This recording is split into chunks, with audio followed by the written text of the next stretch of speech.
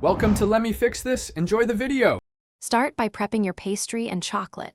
Shred or loosen 500 g kadafi with fingers and toss with 100 g melted butter.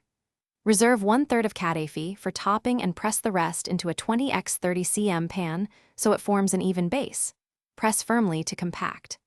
Melt 200 g dark chocolate with 50 g butter in a double boiler until smooth, stirring constantly to avoid burning. Then let the chocolate cool slightly so it thickens, but remains spreadable for the next step.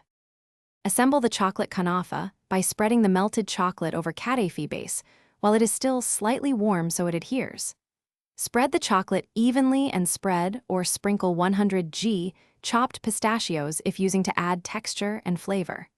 Top with the reserved kadafi, press gently to seal the layers, then brush the top with 50 g melted butter to encourage browning. Bake at 180 degrees C for 25 to 30 minutes until the top is deep golden and crisp. Checking at 20 minutes while the kunafa bakes, make a simple syrup. Combine 200 g sugar, 150 ml water, and 1 tablespoon lemon juice in a saucepan. Bring to a simmer and reduce for about 5 minutes until slightly syrupy.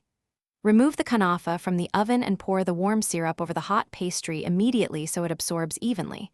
Allow it to rest for 10 minutes so moisture evens out.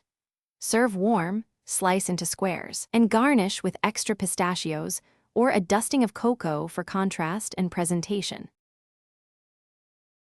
Thanks for watching. If you found this helpful, don't forget to like and subscribe.